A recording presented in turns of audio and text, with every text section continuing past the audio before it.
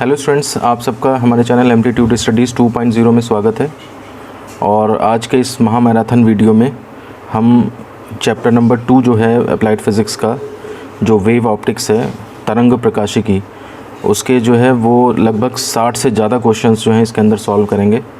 और एक तरह से आपका पूरा यूनिट ही प्रिपेयर हो जाएगा इससे। और इसमें सारे तरह के क्वेश्चंस होंगे जो आपके प्रकाश की प्रकृति से संबंधित है या व्यतिकरण से संबंधित है। ये सारी तरह के क्वेश्चंस इसमें होंगे। तो चलिए स्टार्ट करते हैं। पहला क्वेश्चन है, लाइट इज़ प्रकाश है। तो पहला ऑप्शन है फोटोन, दूसरा है इलेक्ट्रोमैग्नेटिक वेव यानी कि विद्युत चुंबकीय तरंग, सी बोथ ऑफ एबव यानी कि उपरोक्त दोनों, और डी नन ऑफ दीज। तो देखिए, लाइट जो है वो मैक्सवेल ने बताया था कि आपकी जो है वो लाइट क्या होती है, वो इलेक्ट्रोमैग्नेटिक वेव होती है, ठीक है ना, विद्युत चुंबकीय तरंग होती है। तो एक तो ये ऑप्शन भी सही लग रहा है। साथ ही साथ देखिए फोटोन, तो आपको ये भी पता होना चाहिए रेडिएशन या प्रकाश जो भी होता है उसके अंदर फोटॉन्स होते हैं, और एक फोटोन की एनर्जी E=hν होती है। ये एक तरह से एनर्जी के पैकेट्स भी होते हैं। तो इसलिए ये भी ऑप्शन सही है, ये भी सही है। तो मिला करके आप देखिए सी वाले ऑप्शन में उपरोक्त दोनों, यानी कि हमारा ये सी वाला ऑप्शन जो है वो सही होगा। तो जहाँ भी आपका उपरोक्त दोनों वाला ऑप्शन आ जाए तो थोड़ा सा आप अटेंटिव हो जाइएगा कि कहीं ऐसा तो नहीं कि दोनों ही सही हो। तो ऐसे ये ऐसा ही क्वेश्चन है जिसमें कि दोनों चीज़ें सही हैं। अगर आप एक चीज़ देख लोगे, केवल बी देखा या ए देखा, तो गलत कर सकते हो। तो इसलिए चारों ऑप्शन देखने चाहिए कि क्या क्या दिए हैं, और फिर उसके बाद आंसर पर टिक करना चाहिए। आइए चलते हैं क्वेश्चन नंबर 2 पे। क्वेश्चन नंबर 2 है, what are coherent light sources. कला संबद्ध प्रकाश स्रोत क्या होते हैं। तो पहला है कि फ्रीक्वेंसी सेम होती है, सेम वेवलेंथ होती है, लेकिन फेज़ डिफरेंस से डिफरेंट है, यानी कि समान आवृत्ति होती है, समान तरंग दैर्ध्य होती है, परंतु परिवर्ती कलांतर होता है। बी ऑप्शन है, same frequency, same wavelength and constant phase difference, मतलब आवृत्ति भी समान है, समान तरंग दैर्ध्य है और नियत कलांतर है। C both are correct and D none of these. तो आप देखिए, कोहेरेंट सोर्स हमें मालूम है कि इसमें जो है वो सारी चीज़ें जितनी भी आप सोचते हैं, फ्रीक्वेंसी भी सेम होनी चाहिए, वेवलेंथ भी सेम होनी चाहिए, और साथ ही साथ इनके बीच का जो कलांतर है वो नियत रहना चाहिए। कला जो है वो संबद्ध का मतलब यही है, नाम से ही पता लग रहा है कि कलाएं जो हैं वो जितनी हैं, जैसे एक की 2 है, एक की 3 है। मान लिया ये 2 बदल के अगर 5 होता है और आपका 3 बदल के जो है वो 6 हो जाए, तो देखिए गैप अभी भी जो है वो पहले भी 1 का गैप था और बाद में भी 1 का गैप है। तो ये यहाँ पे ये कलाएँ हैं, 2, 5, 3, 6 प्रारंभिक कला हैं, 5, 6 अंतिम कलाएँ हैं, ठीक है ना। ये 2 सोर्सेज हैं आपके वाइब्रेटिंग सोर्सेज। तो देखिए कलांतर पहले भी आप देखें तो ये इसमें 1 का है कलांतर, और बाद में भी देखें 6 - 5 1 का कलांतर है। तो इसका मतलब ये हुआ कि कलांतर नियत है। तो ये तीनों चीज़ें जब होती हैं तो कला संबद्ध स्रोत कहलाते हैं। तो यहाँ पर देखिए पहले ऑप्शन में क्या है, आवृत्ति और तरंग दैर्ध्य तो समान है परंतु कलांतर परिवर्ती है। इसी पॉइंट की वजह से, वेरिएबल फेज डिफरेंस की वजह से ये ऑप्शन गलत हो जाएगा। यहाँ पर देखिए same frequency, same wavelength and same constant phase difference, नियत कलांतर है। ये वाला ऑप्शन जो है बी आपका इसमें सही माना जाएगा। क्वेश्चन नंबर 3 है, what are incoherent light sources. कला असंबद्ध प्रकाश स्रोत क्या हैं। तो देखिए पहला ऑप्शन है, same frequency, same wavelength but variable phase difference, यानी कि आवृत्ति भी समान हो, तरंग दैर्ध्य भी समान हो, परंतु कलांतर परिवर्ती हो। अब आप यहाँ पे ध्यान दीजिए, कला असंबद्ध की बात कर रहा है, यानी कि पिछला क्वेश्चन अगर आपको समझ में आ गया है तो आपको अब पता लग गया होगा कि यहाँ पे क्या सिचुएशन बननी चाहिए। और same frequency, same wavelength and constant phase difference, यानी कि समान आवृत्ति, समान तरंग दैर्ध्य और नियत कलांतर हो। तो ये तो आपको पता है कि ये तो कला संबद्ध होता है। और बोथ आर करेक्ट और नन ऑफ दीज। तो आप देखिए same frequency, same wavelength but variable phase difference, तो ये आपका ऑप्शन जो है वो यहाँ पे सही माना जाएगा, परिवर्ती कलांतर होना चाहिए। वैसे यहाँ पे मैं थोड़ा सा आपको ये बता दूँ कि अगर 2 सोर्सेज हैं और उनकी फ्रीक्वेंसी सेम है और वेवलेंथ भी सेम है तो कलांतर भी सेम ही रहता है, नियत ही रहता है, ठीक है ना। क्योंकि आवृत्ति और तरंग दैर्ध्य के बेसिस पे ही आप उसका मोशन डिसाइड करते हैं, कैसे कैसे क्या बिहेव करेगा। तो अगर वो स्टार्टिंग से जो कला है उनके अंतर, वही कलांतर बना रहेगा अगर उनके आवृत्ति और तरंग दैर्ध्य समान होते हैं। तो इसलिए हमारा यहाँ पे ऑप्शन नंबर ए जो है वो करेक्ट माना जाएगा। आइए चलते हैं क्वेश्चन नंबर 4 पे। और क्वेश्चन नंबर 4 है, विड्थ ऑफ प्रिंसिपल और central maxima in diffraction is. विवर्तन में मुख्य उच्चिष्ट की चौड़ाई होती है। तो आपको अगर ध्यान हो कि विवर्तन के अंदर जो है वो फर्स्ट मिनिमा यहाँ पे बनता है, सेकंड फर्स्ट मिनिमा ये नीचे साइड में इधर बना, और दो first minima first secondary minima के बीच में जो गैप होता है यही आपका प्राइमरी उच्चिष्ठ कहलाता है, यानी कि प्राथमिक उच्चिष्ठ या मुख्य उच्चिष्ठ इसे कहते हैं। तो अब देखिए ये लेंथ इधर और ये लेंथ इधर, इसकी डिस्टेंस जो है वो डी लैम्डा बाई डी होती है, तो डी लैम्डा बाई डी उधर और डी लैम्डा बाई डी इधर, यानी कि टोटल डिस्टेंस आपकी 2 डी लैम्डा बाई डी होगी। ये एक इम्पॉर्टेंट फैक्ट है व्यतिकरण और विवर्तन में। व्यतिकरण में जो है वो फ्रिंज चाहे सेंटर वाली हो चाहे बाद वाली हो, दोनों सेम चौड़ाई की होती हैं, लेकिन विवर्तन में सेंटर वाली डबल चौड़ाई की होती है और बाकी सारी जो मैक्सिमा होते हैं वो आधी चौड़ाई के होते हैं। विड्थ मतलब इसकी 2 डी लैम्डा बाई डी होगी तो बाकी सबकी डी लैम्डा बाई डी होती है। तो मैंने आपको कंसेप्ट बता दिया, अगर इससे रिलेटेड और भी कोई क्वेश्चन आता है तो आप उसको आसानी से कर सकेंगे। तो यहाँ पर हमारा देखिए 2 डी लैम्डा बाई डी ये बी ऑप्शन दिया है, तो इसलिए बी ऑप्शन हमारा यहाँ पे करेक्ट है। आइए चलते हैं क्वेश्चन नंबर 5 पे। Width of secondary maxima in diffraction is, विवर्तन में द्वितीयक उच्चिष्ठ की चौड़ाई क्या होती है। तो देखिए अभी हमने पिछले वाले क्वेश्चन में डिस्कस किया है कि जो सेंट्रल मैक्सिमा होता है उसकी विड्थ तो डबल होती है डिफ्रैक्शन में, लेकिन बाकी जो द्वितीयक उच्चिष्ठ होते हैं उनकी विड्थ इसकी आधी होती है, यानी कि डी लैम्डा बाई डी होती है। अब यहाँ पर देखिए आप कहाँ पर ऑप्शन मिल रहा है, आपको सी में मिल रहा है ऑप्शन, तो इसलिए हमारा सी ऑप्शन जो है वो करेक्ट माना जाएगा। तो देखिए एक ही कंसेप्ट है लेकिन उसके ऊपर घुमा करके 2 तरह के क्वेश्चन हो गए, एक पिछला वाला और एक ही ये वाला। क्वेश्चन नंबर 6 देखिए, does diffraction needs 2 coherent light sources, क्या विवर्तन में 2 कला संबद्ध प्रकाश स्रोतों की आवश्यकता होती है। पहला ऑप्शन है हाँ, नहीं, यस, नो, और तीसरा है यूज्ड व्हेन नीडेड, आवश्यकता होने पर प्रयोग किए जाते हैं, या नन ऑफ दीज।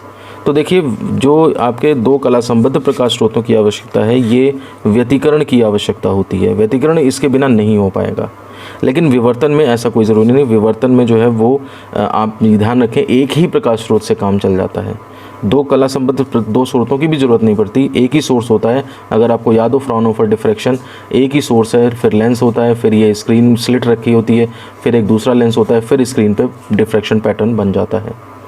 तो इसलिए यहाँ पर आवश्यकता नहीं है डिफ्रैक्शन में, तो इसलिए हम यहाँ पर बी ऑप्शन को करेक्ट मानेंगे, यानी कि बी ऑप्शन हमारा सही है।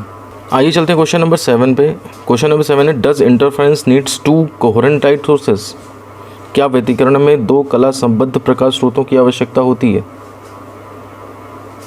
मतलब कहने का ये है कि व्यतिकरण में आपको कला संबद्ध प्रकाश स्रोत 2 चाहिए है कि नहीं। तो देखिए पिछले क्वेश्चन को ही रिवर्स किया है यहाँ पे। व्यतिकरण तभी होता है जब आपके पास एक सोर्स से 2 सोर्स S1 S2 बना लिए जाते हैं और फिर इनमें इंटरफ्रेंस होकर के आपको स्क्रीन पे पैटर्न बनता है। थोड़ा बहुत ये डायग्राम ध्यान रखेंगे तो आपको ऐसे क्वेश्चंस जो हैं वो आंसर आसानी से कर सकेंगे आप। तो यहाँ पर आपका आवश्यकता होती है, तो इसलिए आपका ए पार्ट जो है यहाँ पे सही माना जाएगा। क्वेश्चन नंबर 8 है, देखिए in interference width of fringes, व्यतिकरण में फ्रिंज की चौड़ाई क्या होती है। तो व्यतिकरण में आप देखिए W फॉर्मूला जो निकलता है डी लैम्डा बाई डी होता है। साथ ही साथ चाहे जो भी मैक्सिमा हो उसकी भी यही होती है, चाहे जो मिनिमा हो उसकी भी यही होती है, सेंट्रल मैक्सिमा हो तो उसकी भी यही होती है। सेंट्रल मैक्सिमा यहाँ पे n=0 वाला होता है, मैक्सिमा फिर बाकी जो है n=1 2 3 पे चलते हैं, मिनिमा भी आपके n=1 2 3 पे चलते हैं। तो इसलिए यहाँ पे आपका ये फेमस फार्मूला है D lambda by small D.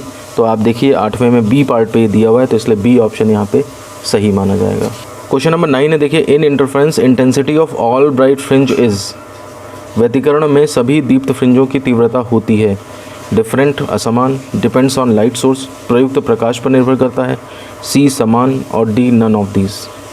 तो देखिए इंटरफ्रेंस में आपका ये ध्यान रखिएगा हमेशा कि चाहे सेंट्रल हो, चाहे दूसरी हो, चाहे 5वीं ब्राइट फ्रिंज हो, सबकी इंटेंसिटी जो है वो सेम होती है।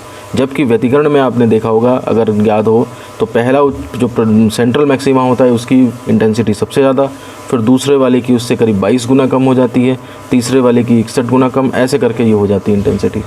तो ये डायग्राम से आपको ध्यान रहेगा कि इंटरफ्रेंस में जो है वो सबकी जो है वो समान विड्थ रहती है, इंटेंसिटी जो है सबकी समान रहती है, इसलिए 9th का सी पार्ट सही है।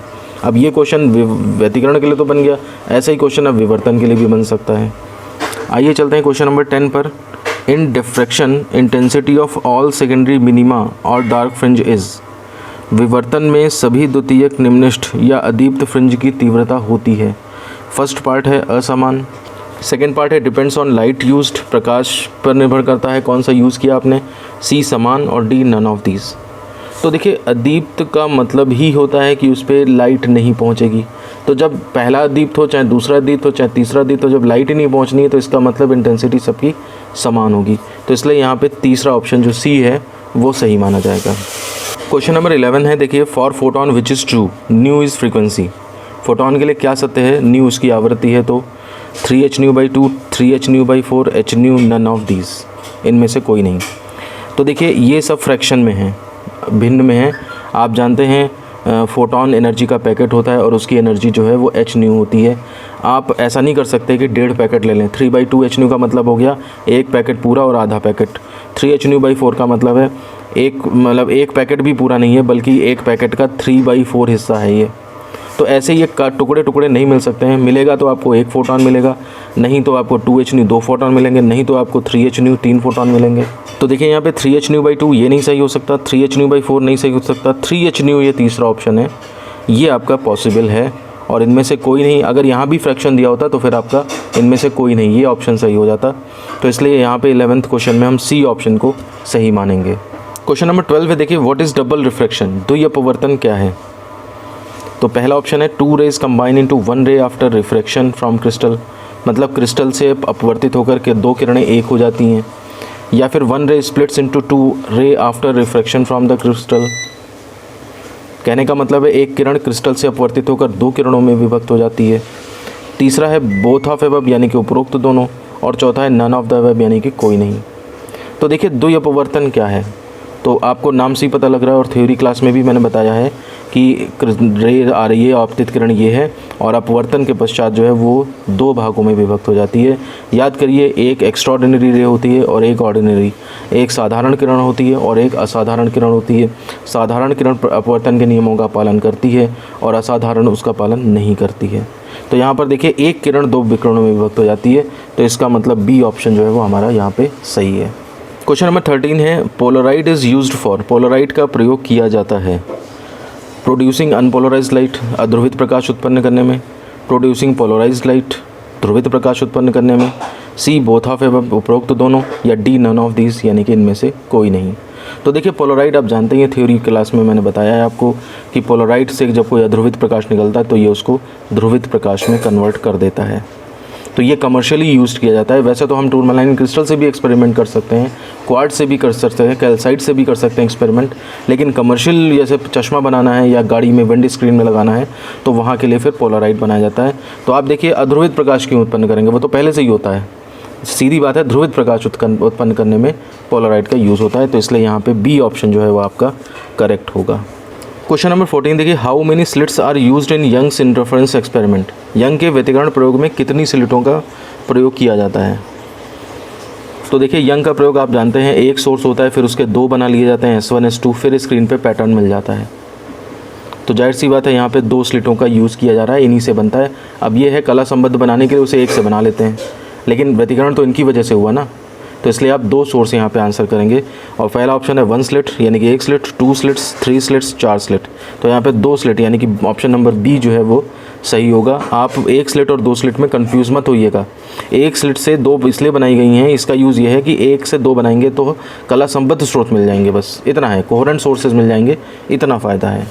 आइए चलते हैं क्वेश्चन नंबर 15 पे, और देखिए क्वेश्चन है इसमें, the phenomenon of polarisation is explained by taking light as, ध्रुवण की घटना की व्याख्या प्रकाश को मानकर की जाती है। लॉन्गिट्यूडिनल वेव यानी कि अनुदैर्ध्य तरंग, ट्रांसवर्स वेव्स यानी कि अनुप्रस्थ तरंग, सी बोथ ऑफ एबव यानी कि उपरोक्त दोनों, और डी नन ऑफ दीज यानी कि उपरोक्त में से कोई नहीं। फेमस चैप्टर है ध्रुवण, और ध्रुवण में सबसे पहले यही बताया जाता है कि प्रकाश की अनुप्रस्थ प्रकृति। चाहे आप मैक्सवेल का विद्युत चुंबकीय तरंग सिद्धांत देखें, चाहे आप ध्रुवण की स्टार्टिंग करें, मैंने आपको थ्योरी क्लासेस में ये भी बताया है कि हाइगेंस ध्रुवण की व्याख्या नहीं कर पाए थे क्योंकि उन्होंने अनुदैर्ध्य तरंग माना था प्रकाश को। बाद में फ्रेस्नेल ने उसको जो है वो अनुप्रस्थ तरंग मान करके ध्रुवण को एक्सप्लेन किया। तो इसलिए सब तरफ से आप देखिए 3-4 तरीके से हम ये देख रहे हैं कि अनुप्रस्थ तरंग यानी कि ट्रांसवर्स वेव्स जो है वो आपका सही ऑप्शन है, इसलिए 15वें का बी ऑप्शन जो है वो करेक्ट होगा। क्वेश्चन नंबर 16 देखिए, what is Brewster law, Brewster का नियम क्या है, फेमस क्वेश्चन है। देखिए अगर कोई प्रकाश की किरण जो है वो ध्रुवण कोण पर आपतित हो रही है तो परावर्तित प्रकाश जो है पूर्णतया समतल ध्रुवित हो जाता है। और इस केस में जो मटेरियल है उसका रिफ्रैक्टिव इंडेक्स जो है यानी कि अपवर्तनांक जो है वो mu is equal to tan IP, ये इतना होता है जा कर के। तो यहाँ पर देखिए आपके पास ऑप्शंस क्या क्या दिए हैं। देखिए एक दिया है mu is equal to sin IP, एक दिया है cos IP, एक दिया है tan IP, उपरोक्त में से कोई नहीं। तो इसका मतलब ये हुआ, ये तो फेमस क्वेश्चन है, आपको फॉर्मूला याद ही होना चाहिए। तो C part mu is equal to tan IP ये हमारा सही होगा। आइए चलते हैं क्वेश्चन नंबर 17 पे। और क्वेश्चन है if refractive index of glass is √3 then what will be the polarising angle IP।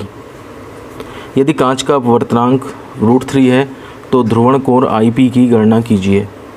Option है A part 30 degree, B part 45 degree, C part 60 degree and D part 90 degree. तो देखिए आपके पास refractive index यानी कि √3 दिया हुआ है अपवर्तनांक, और आपसे IP पूछा जा रहा है। छोटा सा न्यूमेरिकल है, आपको ब्रूस्टर का नियम पता है, mu is equal to tan IP। इसमें आप वैल्यू रख दीजिए √3 is equal to tan IP। √3 को आप tan 60 लिख सकते हो, तो ये is equal to tan IP। यहाँ से आप देखिए tan हट जाएगा तो IP is equal to 60 degree आ जाएगा। इसका मतलब ये देखिए यहाँ पे ऑप्शन नंबर सी में 60 डिग्री दिया है, तो ऑप्शन नंबर सी जो है वो आपका करेक्ट माना जाएगा। क्वेश्चन नंबर 18 है, देखिए if a light ray incident at polarising angle the reflected ray will be. यदि प्रकाश की किरण ध्रुवण कोण पर आपतित होती है तो परावर्तित किरण होगी। ए पार्ट है अनपोलराइज्ड यानी कि अध्रुवित, बी पार्ट है पार्शियली पोलराइज्ड यानी कि आंशिक ध्रुवित, सी पार्ट प्लेन पोलराइज्ड यानी कि समतल ध्रुवित, D part none of these यानी कि उपरोक्त में से कोई नहीं।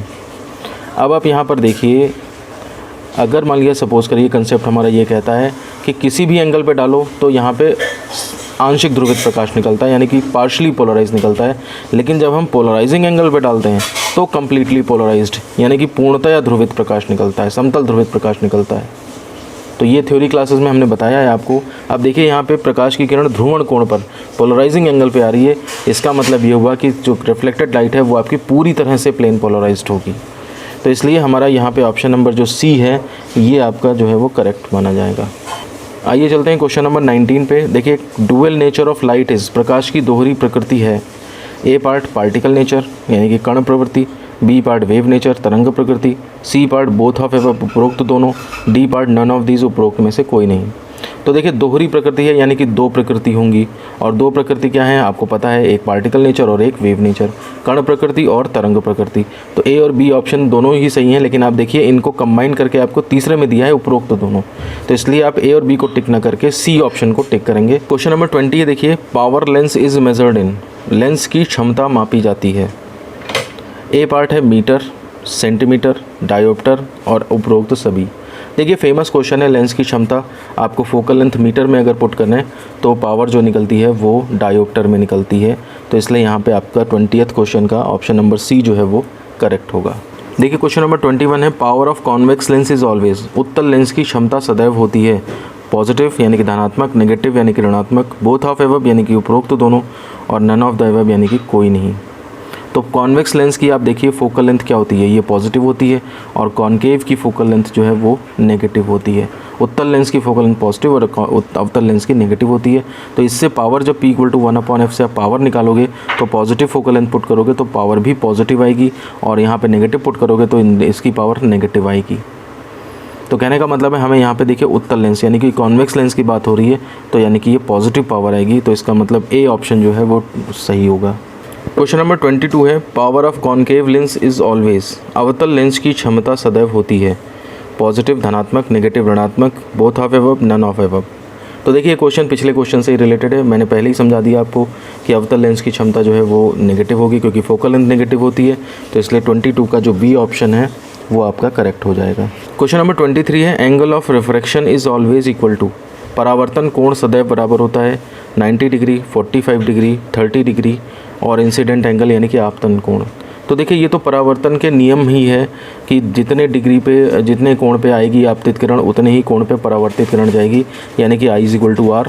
तो यहाँ पे परावर्तन कोण पूछ रहा है किसके बराबर है, तो 90-45 ऐसे तो कह नहीं सकते क्योंकि हमें तो दिया नहीं एंगल कितना है, ये दिया है आपतन कोण, यानी कि जितना आपतन कोण है उसी के बराबर होता है, इसलिए हमारा 23 का डी ऑप्शन जो है वो करेक्ट होगा।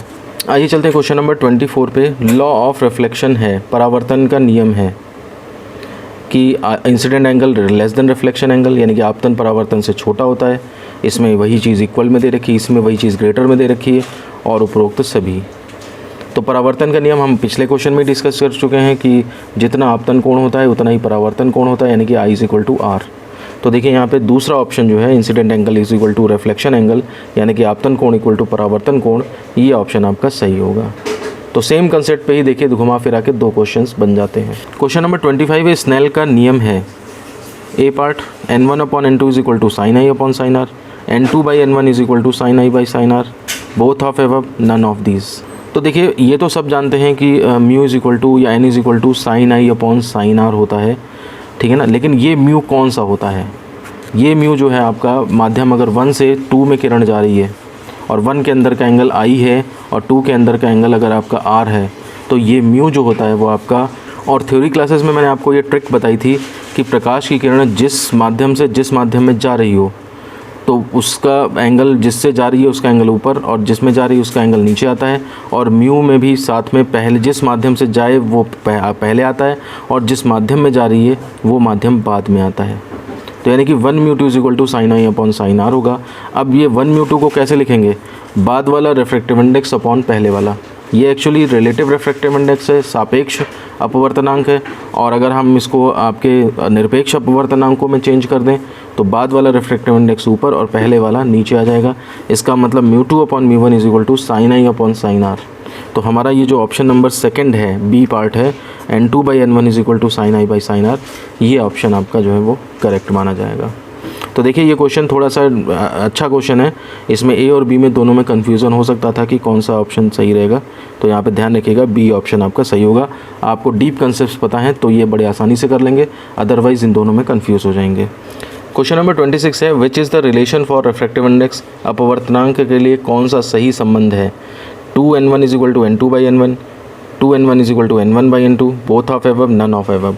तो देखिए ये तो पिछला ही क्वेश्चन है, मैंने आपको बताया था उस केस में कि 2μ1 = और आपके पास बाद वाला पहले आ जाता है और पहले वाला नीचे, 2μ1 = बाद वाला ऊपर आता है और पहले वाला जो है वो नीचे आ जाता है, μ1/μ2। तो इसलिए यहाँ पे 2μ1 देखिए यहाँ पे n2/n1 लिखा है, ये गलत है, 1 पहले ऊपर होना चाहिए, 2 नीचे, जो कि आपको ऑप्शन नंबर बी में दिख रहा है।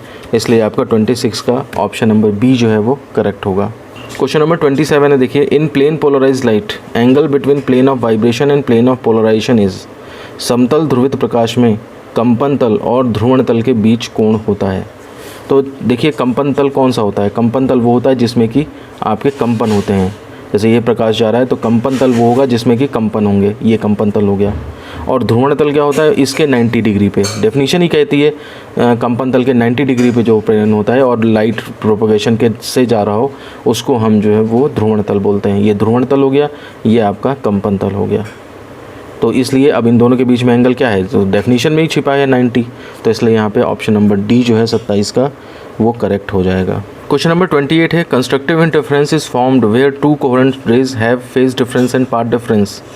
संपोषी व्यतिकरण होता है जहाँ 2 कला संबंध किरणों के बीच कलांतर व पथांतर होता है। तो देखिए अगर थ्योरी क्लासेस में आपको ये ध्यान हो तो संपोषी व्यतिकरण की शर्त होती है कि फाई = आपका 2n पाई होना चाहिए, और जब हम इसे कन्वर्ट करते हैं पाथ डिफरेंस में यानी कि पथांतर में तो ये n लैम्डा बनता है। और ये संपोषी की कंडीशन है। और विनाशी में क्या होता है? फाई = 2n - 1 पाई, और जब हम इसे कन्वर्ट करते हैं पाथ डिफरेंस में तो ये 2n - 1 λ/2 बनता है। ये चीज़ हमेशा ध्यान रखने की है, मैंने आपको कई बार बताया है। अब देखिए उसी के ऊपर क्वेश्चन बन गया है, संपोषी व्यतिकरण यानी कि कंस्ट्रक्टिव इंटरफेरेंस में कौन सी कंडीशन लगती है? तो देखिए 2n पाई और n लैम्डा, यानी कि पहला ऑप्शन जो है वो सही है।